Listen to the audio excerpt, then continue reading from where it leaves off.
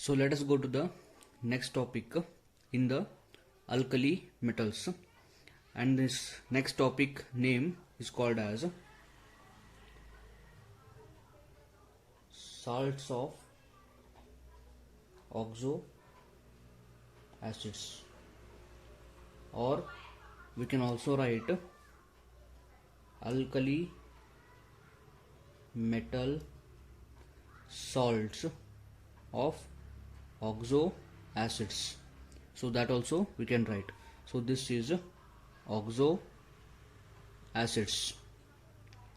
So before going to the actual topic, you need to know what is the meaning of the oxo acid, and to understand oxo acid you need to understand what is the meaning of the acid. So acids are the reagents or the substances which can donate H plus. So those will be called as acids. Now here oxo acids, one example that I can take for the oxo acid is H2CO3, that is referred as carbonic acid. That is carbonic acid. So in this carbonic acid is called as oxo acid. So the reason why it is called as oxo acid is because, so in this H2CO3 structure, H plus, the both H plus, or we can say that the acidic proton is directly attached on the oxygen, and together this oxygen and hydrogen, that is OH group, is called as hydroxyl group. It is called as hydroxyl group, that is OH group. So those reagents in which H plus will be given by the hydroxyl group will be referred as oxo acids. Now we got to know that carbonic acid is an example for the oxo acid. Now to form the salt, I have to replace both the hydrogen, this and this, both the hydrogen, by any of the alkali metal. So let us say that I am going to take two sodium atoms, and these hydrogens are replaced by the sodium. They are replaced by the sodium. Now this molecule will be called as Na2CO3. It is called as Na2CO3, or we can call it as sodium carbonate. It is sodium carbonate. So this sodium carbonate, when we add the sodium carbonate in the water, it will become basic solution because of the formation of the sodium hydroxide. So generally sodium carbonate will be used to form sodium hydroxide in the water. So just like the sodium here, all the alkali metals are going to form respective carbonates with oxo acids. And just like the sodium carbonate, we can also form sodium bicarbonate, and one more name will be called as sodium bicarbonate. Its formula is NaHCO3. It is called as sodium bicarbonate. Sodium bicarbonate, or sometimes it is also called as sodium hydrogen carbonate. So both will be formed with the oxo acid. Now here, just like I formed sodium carbonate, I can also form lithium carbonate, potassium carbonate, rubidium carbonate, and cesium carbonate. And just like the carbonate, I can also form bicarbonate, that is lithium bicarbonate, sodium bicarbonate, potassium bicarbonate, rubidium bicarbonate, and cesium bicarbonate. Now, as we go down the group here on both sides, as we go down the group on both sides, electropositivity of alkali metals will increase. Electropositivity will increase as we go down the group. Since electropositivity is increasing down the group, stability of carbonates and bicarbonates is going to increase down the group. So this is an important point for your examination. As we go down the group for both carbonate and bicarbonate, stability is going to increase. But remember that this lithium bicarbonate is liquid at room temperature. Remaining all will be solid, but lithium bicarbonate will be liquid. It is because of the abnormal behavior of the lithium, because of its smaller size. And one more point is this sodium carbonate, potassium carbonate, rubidium carbonate, and cesium carbonate. So all these are stable to the heat. They are stable to heat. So even if I heat these compounds, these four compounds, nothing will happen to them. I mean, they will not dissociate except lithium carbonate. So when we heat lithium carbonate, immediately lithium carbonate is going to form lithium oxide and carbon dioxide molecule. So these are some of the points regarding the oxo acids or salts of the oxo acids of alkali metals. So let us move to the next topic, and the next topic is anomalous properties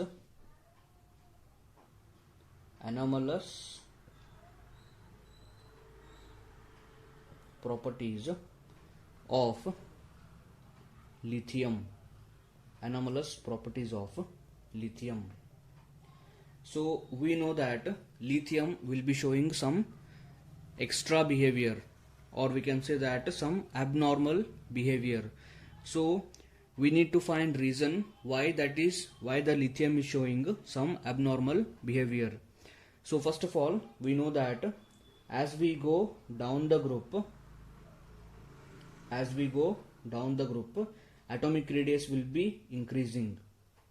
So this means that lithium is having smallest size.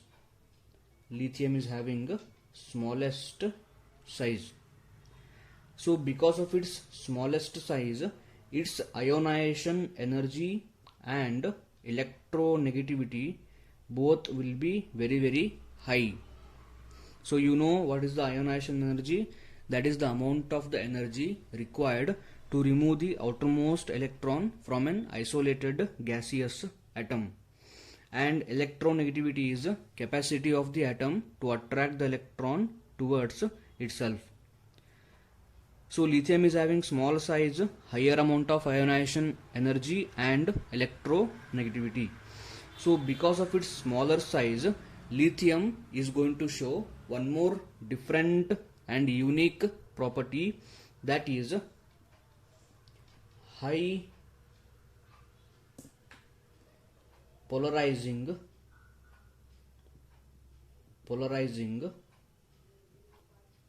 power. So this point is very, very important, because you will be facing frequent questions of competitive and both theory from this point, high polarizing power. So this you need to understand perfectly. So we know that lithium is having very, very small size. Now assume that I will take lithium, and this lithium is going to lose one electron just like the rest of the alkali metals, and it is going to form lithium plus 1. It is going to form lithium plus 1. So lithium cation is formed.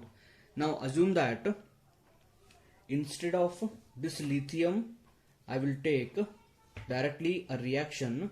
So I am going to react lithium, just lithium, it is not a cation.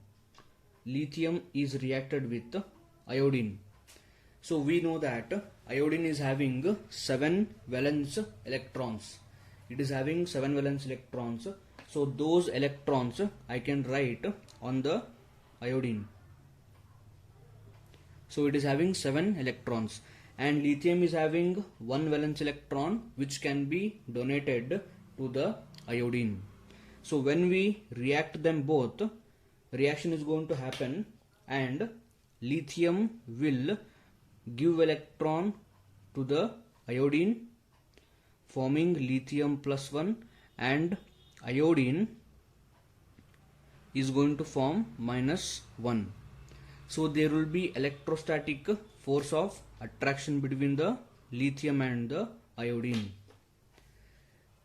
Now as you can see here, this I have written very bigger than the lithium. So it is because lithium is having small size and iodine is having a bigger size. Since lithium is having smaller size, so this is the size of the lithium. So lithium is having smaller size, and at the center lithium will be having a nucleus. So this nucleus will be having positive charge. That means the positive charge is spread across the lithium cation. So this is all the positive charge that is spread across the lithium cation. Now on the other side here, we are having a very big iodine minus 1. So now this iodine minus 1, after taking 1 electron from the lithium, it is having 8 electrons. 1, 2, 3, 4, 5, 6 and 7, 8. So these are the 8 electrons of the iodine minus 1. Now these electrons are far from the nucleus of the iodine, as you can clearly see. Since the electrons are having negative charge and nucleus is having positive charge, and because of the large distance of separation between the outer electron and the iodine nucleus, these electrons are loosely held. Electrons are loosely held by the nucleus of the iodine. Then what will happen? These electrons will be tending to get attracted towards the positive charge of the lithium. Then what will happen? This lithium plus charge is going to attract the electrons, and slowly the electrons will start to move towards the lithium. So we are going to get this kind of structure here. So this will be lithium. Electrons will be shared between the lithium and iodine. So electrons will travel towards the lithium because of its positive charge. Now since electrons are shared here, we know that when electrons are shared between the atoms, it is going to result in the covalent character. So this power of the lithium to attract the electron towards itself is called as polarizing power of the lithium. So lithium is having very high polarizing power. Because of this polarizing power, the many compounds of the lithium are covalent in nature, and because of its covalent nature, the compound will become non-polar. And since the majority of the compounds of the lithium are non-polar, they are less soluble in water. So if they are less soluble in the water, that means they will be more soluble. They will be more soluble in organic solvents, because organic solvents will be non-polar. We know that non-polar and non-polar substance will be mixing very well, or they will get soluble in each other. Just like your sodium chloride, you know that sodium chloride will get soluble in the water easily because both are having polar nature. So this is about anomalous properties of the lithium. Yes, so these are just reasons why lithium is behaving differently, but what are the actual behaviors that we are going to study in the next topic. Now let's go towards the point of differences between the lithium and rest of the other alkali metals. So this will be the next topic. So whenever you are seeing this video, if you are writing the notes, that is going to be very helpful, because without writing you cannot learn chemistry, and even if you learn chemistry without writing, you will forget it within 24 hours. So let's go for the next topic, that is point of differences between lithium and alkali metals. So we just now learnt why the lithium is behaving differently. Now we are going to see what are those special behaviors of the lithium. So the first point, lithium is harder and lighter. So this is the first different behavior of the lithium. So actually you might have seen sodium. So sodium is a silvery solid. It is a silvery soft solid. In fact, this sodium solid is so much soft that you can cut the sodium metal with knife. Yes, you can actually cut the sodium with knife easily because it is such a soft solid metal. But here you can see sodium is just below the lithium. Even after that, even after sodium is very soft solid, lithium is very hard. So this hardness of the lithium is because of the smaller size, and it is very light.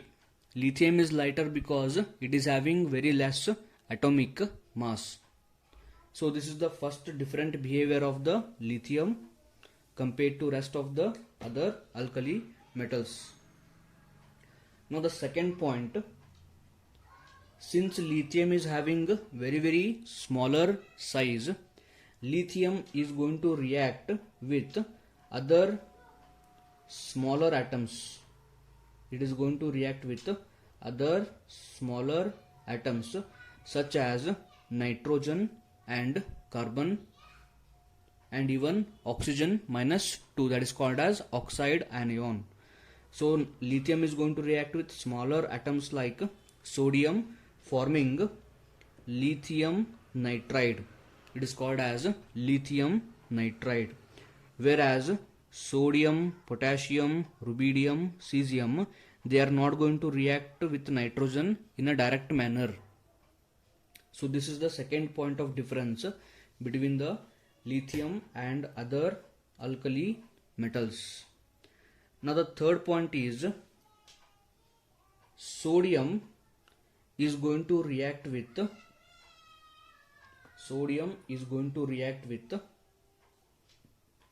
H, C triple bond CH it is called as acetylene, or simply you can call it as ethine. So sodium is going to react with acetylene or ethylene, forming, you can take 2 here to balance the reaction, 2 C triple bond C Na plus hydrogen gas will be liberated, and this molecule is called as sodium acetylate. It is called as sodium acetylate. Now in this sodium acetylate molecule, sodium is having +1 charge, both the carbons will be having -1 charge. So here at the end we are using IDE because IDE represents negative charge. It represents negative charge. That is why we are using IED at the end of the name of the compound. So lithium does not react with acetylene, whereas sodium, potassium, rubidium and cesium, they will react with acetylene, forming respective acetylene anions. So this is one more point of difference between the lithium and other alkali metals. So next point,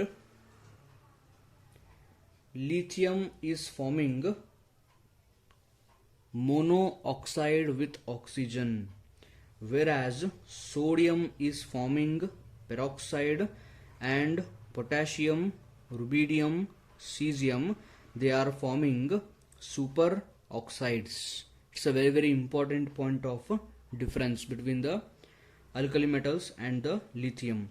So in the lithium anion, in the lithium oxide, anion is O-2. In the sodium peroxide, anion is O2-2. In potassium, rubidium, cesium, anion is O2-1. So it is called superoxide, peroxide and just oxide. So this is one more point of difference between the lithium and other alkali metals. So the next point, lithium has deliquescent nature.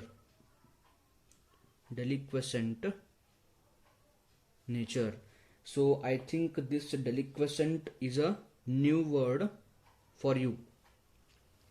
So deliquescent means water absorbing nature.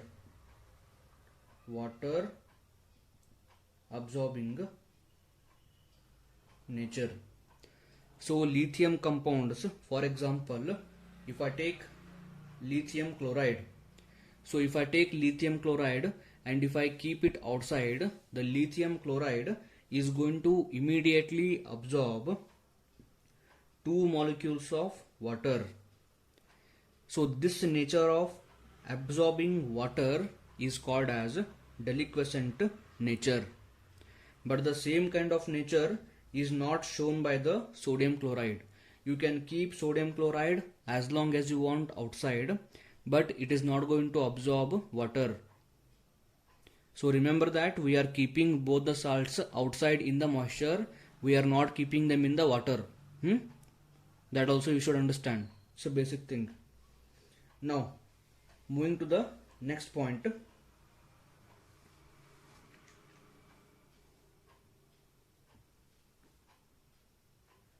Lithium bicarbonate is a liquid, whereas other bicarbonates are solid.